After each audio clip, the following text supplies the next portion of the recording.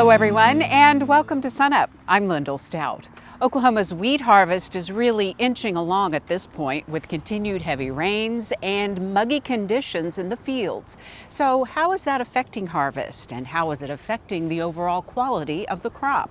For a discussion this morning, here's SUNUP's Curtis Hare with our OSU Extension small grain specialist, Dr. Amanda Silva.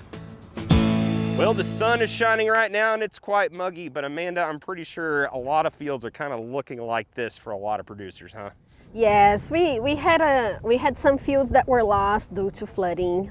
We've been getting a lot of rain since April, and even back in May we could see already plants becoming white just because the soil was already getting too saturated. And yes, we see many situations like we are seeing here today, some fields that got drowned out. And it's a situation this year for our crop. If we all remember, in May we are still during the grain filling period. So as we drove through those fields, we would see plants becoming white, entire plant becoming white. And so that is the point that we could see, okay, here we are having issues with plants already dry, already having issues with flooding. So those soils were already getting too saturated. Now we are at a physiological maturity, so the whole plant is already dry. You can see that, and so the moisture conditions in the ground is just preventing us from cutting that wheat. As far as total harvest progress in the state, Oklahoma Wheat Commission report and the USDA, they've reported about 30% of the wheat has been harvested. We are cutting wheat anywhere from southern Oklahoma to the Panhandle. So we just heard reports that the dryland Panhandle is also, they've started, except for Northeast, just not yet. The ground is wet, but as soon as the ground is dry, they are going to start. So in most cases, the wheat's ready. So producers are just waiting for the ground conditions to improve so they can cut wheat. With all this rain, is it affecting test weights at all? So overall, test weight has been holding up well in the state. We've seen some drops in some locations, maybe the southern part of the state, 58.5, 59 pounds per bushel. But as you move to central Oklahoma, we are still on that range of 60 plus pounds per bushel. So I would say it's still holding up well. So one of the issues right now, the humidity is really high. And we've cut some fields that are 15%. It's not the ideal, especially for test weight.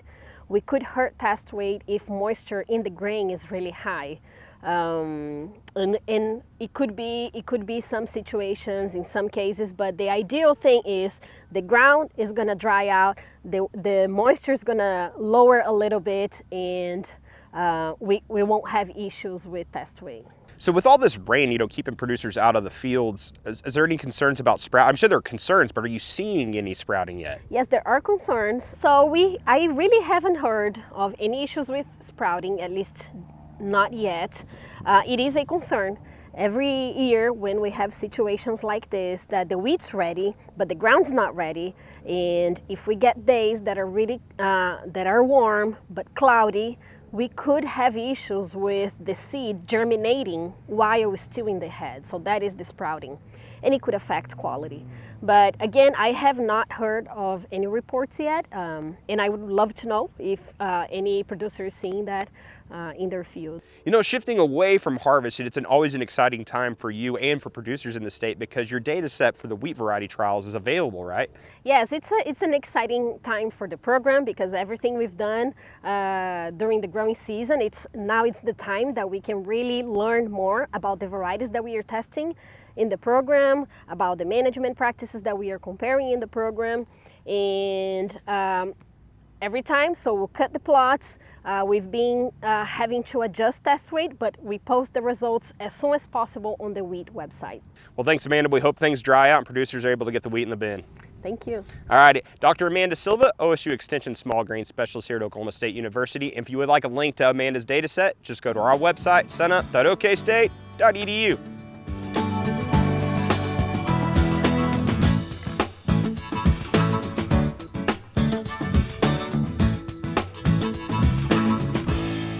Hello, welcome to the Market Monitor. I'm John Michael Riley, OSU Ag Economist. A lot of stuff going on in the markets these days. We'll start with our progress and condition of crops here in Oklahoma and across the U.S. A lot of information to unpack from the past couple of weeks. We'll start with crop condition and crop progress here in Oklahoma and across the U.S. Obviously in Oklahoma getting quite a bit of rain. That's been the norm of the last few months, and that's really had some impacts on our crops. In Oklahoma, we're at 30% harvested with our wheat crop. That's well behind schedule. Typically, we're at 46% at this time of the season.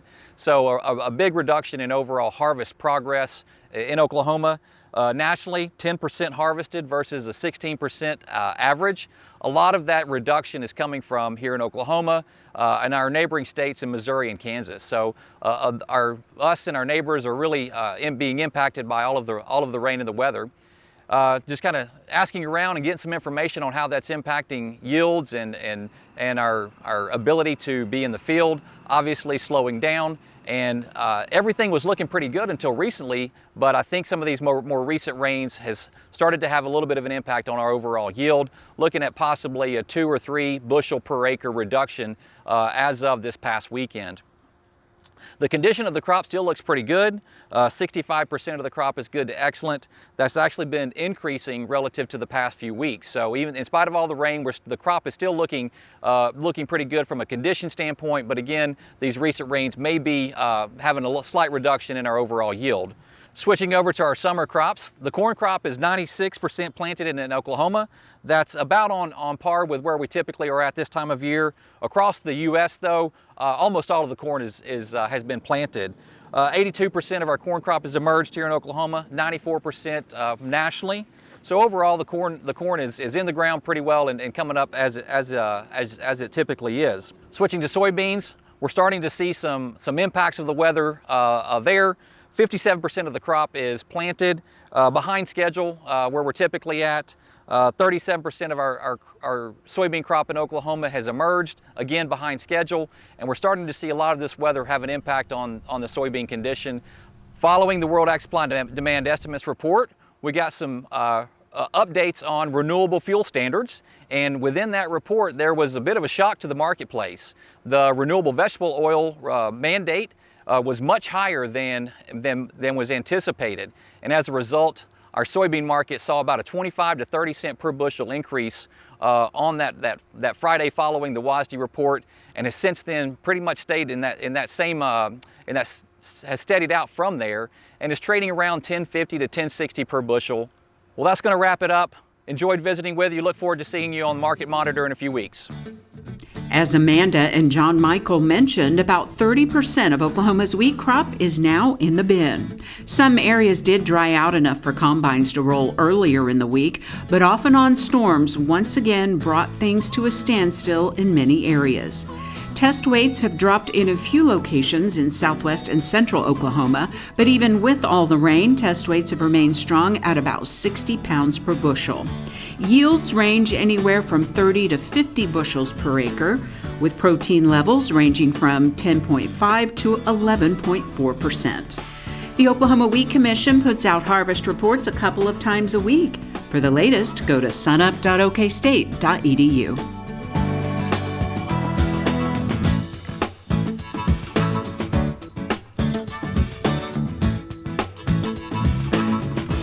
Good morning, everyone. This is State Climatologist Gary McManus with your Mesonet Weather Report. Were you ready for the heat this week? Even I wasn't ready for the heat this week, and I'm a famous Oklahoma summer fan. It really got out of hand when we added that humidity and we had those heat index values really start to skyrocket. It can be expected this time of year. It is June after all. But we've been so mild recently, and I'll talk about that here in a bit, that it was a little bit of an acclimation problem. But let's start with the Drought Monitor. I know we don't have any bad conditions here, but let's take a look at the country as a whole and see where we are. If you want to take a look and see how it's changed over the last 3 months or so, these green areas show areas of improvement in the Drought Monitor. The yellows and the oranges show areas of degradation. So right here in Oklahoma, in northwest Oklahoma, we had looks like about 3-class improvement in that part of the state, but across the western 2/3 of the state we had improvement. So That's certainly good news for us, and that's a pretty big change over the last 3 months. And the rain hasn't stopped, has it? So take a look at just for the first 15 days of June. We can see on the Mesonet we have lots of areas that had 5, 6, 7, 8, 9, 10 inches or more. So really great totals. Some areas less than a couple inches, but you know, those are few and far between. So when we take a look at that map, at least the departure from normal, we can see most of the state getting 3 to 5 inches above normal. We do have just a few areas down close to normal, or even just a little bit below normal. Parts of southwest Oklahoma, the far western panhandle, and Kenton. But for the most part, lots of surpluses for June thus far.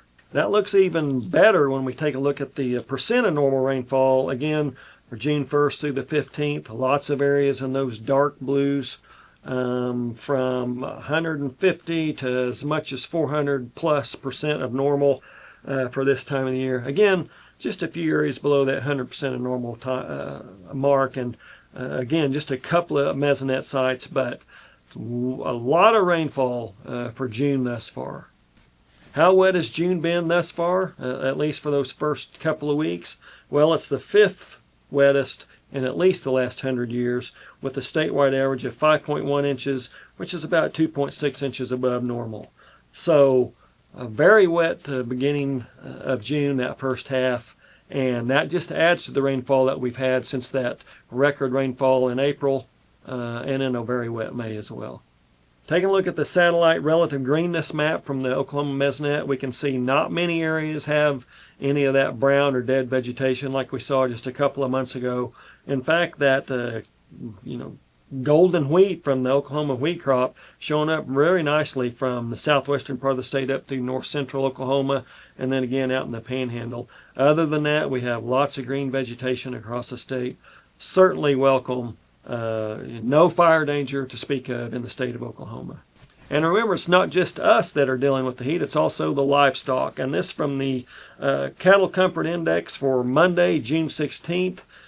We can see that those values were projected to get up into the mid 100s. So if we get up above 95, up above 100, it starts to get into that heat danger category. And so we need to start taking those precautions for the cattle.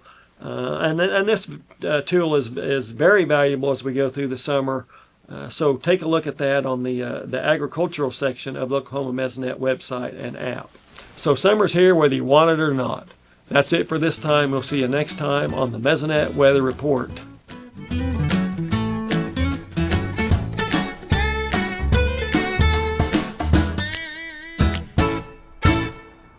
I'm Mark Turner. I'm the Extension Wildlife Specialist at OSU, and today we're going to be talking about dove fields.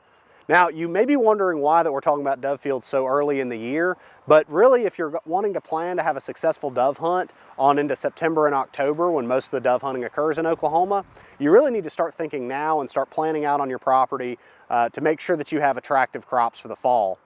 There are several species in Oklahoma that can be successfully planted for dove fields, and these include things like sunflower, millets, grain sorghum, as well as corn. Now, there are differences and advantages and disadvantages to each of those, and I'd recommend that you think about the time that you're planning and how long that you have until you plan to hunt, because certainly you want to make sure that you give those crops enough time to mature.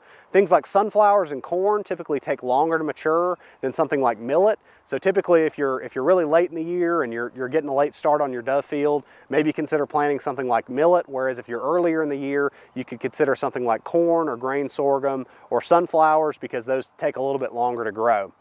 The main consideration for dove hunting, although there are a lot of different species that you can plant, one of the most important things that oftentimes gets overlooked is bare ground. So certainly we want to have a relatively good amount of seed in the field to attract dove.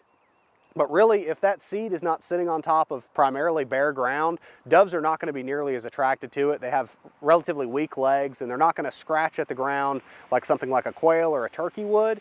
And so we need to consider having bare ground in the field. The way that we do that is by managing weeds during the summertime for a lot of crops, as well as by manipulating the crops appropriately So for something like sunflowers or corn, keeping it relatively weed-free throughout the summer and then coming in and either mowing it, or in the case of corn, you could potentially be able to burn it.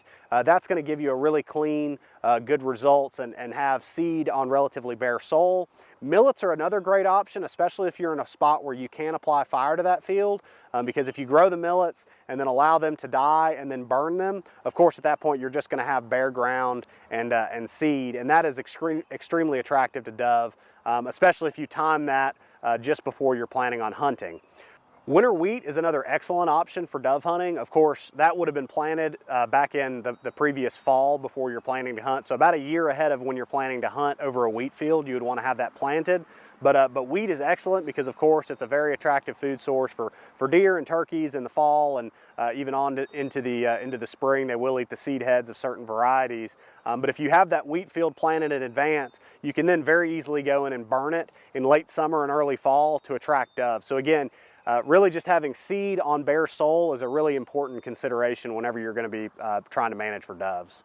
Another major consideration with dove fields is making sure that you're staying within the regulations of the state that you're in. So in Oklahoma, I would certainly recommend to check with ODWC to make sure that you're complying with their baiting regulations, because there are very strict requirements for hunting doves over a field that's been manipulated compared to something like hunting deer that are not migratory birds. So be sure to check with ODWC for your regulations, and for more information on dove field management, check out the SUNUP website.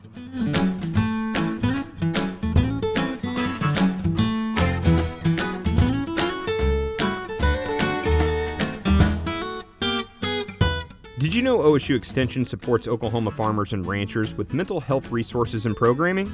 If you or anyone you know is experiencing mental health challenges, call the Comprehensive Crisis Response Lifeline at 988, or go online to the OSU Extension website dealing with farm stress. For more information about local resources, suicide prevention, finances, or disaster recovery, just go to sunup.okstate.edu.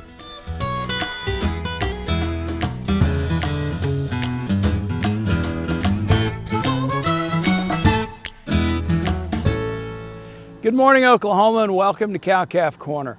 Our topic this week is the proper storage and handling of vaccines. Bovine respiratory disease in beef cattle cost our industry in excess of $2 billion a year.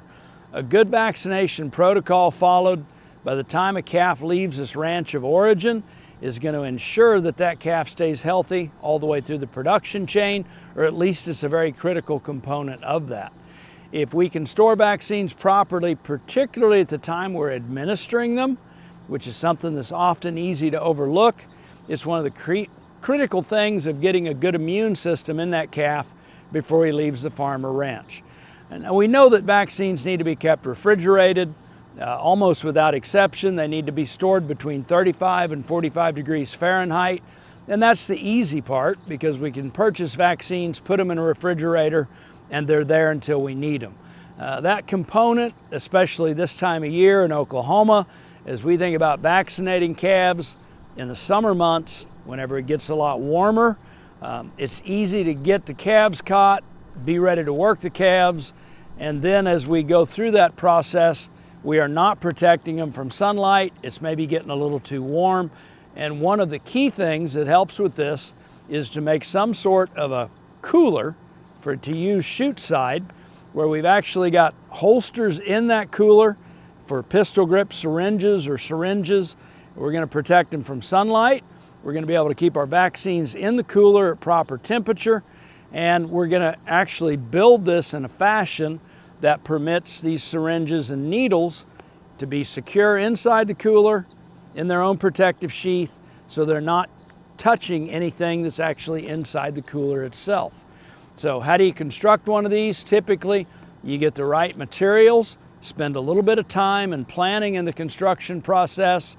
Last time I checked, we're probably $35 or less for what we need to actually construct one of these. If you're interested in putting together a chute side cooler to keep those vaccines and syringes and needles out of the sun and out of the heat when you're vaccinating calves in the summer, just reference the OSU Cooperative Extension fact sheet that's available on the SUNUP website. Finally, today, the staple that is found in kitchens around the world that is now becoming a more popular crop to grow here in Oklahoma. SUNUP's Elizabeth Hokett chats with our OSU Extension vegetable specialist Tyler Mason about garlic production. We're here now at the Cimarron Valley Research Station with our OSU Extension vegetable specialist, Tyler Mason. So Tyler, we're out here at your research plots for vegetables and we're standing behind some garlic here. Tell me a little bit about garlic in Oklahoma and what you guys are doing with this research. Yeah, so the goal of this project is a vegetable variety trial. We're trying to identify top performers based on yield and quality for garlic production in Oklahoma. So we're growing 10 different varieties. Some of them are soft neck and some of them are hard neck. And usually the first question I get asked is, what's the difference? Hard neck garlic will produce a scape, and the scape is the flower stalk. What's special about that is when you harvest it about 3 weeks before the bulbs are ready, it's a delicacy. If you smell it or taste it, it has this mild chive garlic flavor that's really exceptional. So you get to sell that as the crop at a farmer's market, and then in addition you get to sell the bulb 3 weeks later. Awesome. So tell me a little bit about garlic production in Oklahoma. Yeah, good question. It has increased dramatically in the past 5 years. So 5 years ago, 2017, there were about 22 producers, and now there's about 44 producers across the state.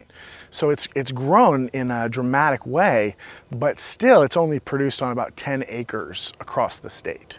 So it's still, a small specialty crop compared to, tomatoes or peppers, for example. Yeah, so it sounds like garlic production has grown in Oklahoma recently. Why is that?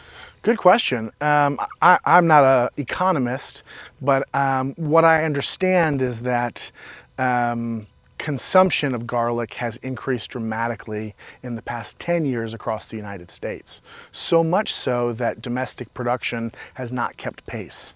As much as 40% of our market is imported from, from other countries. And the largest contributor to international garlic is China.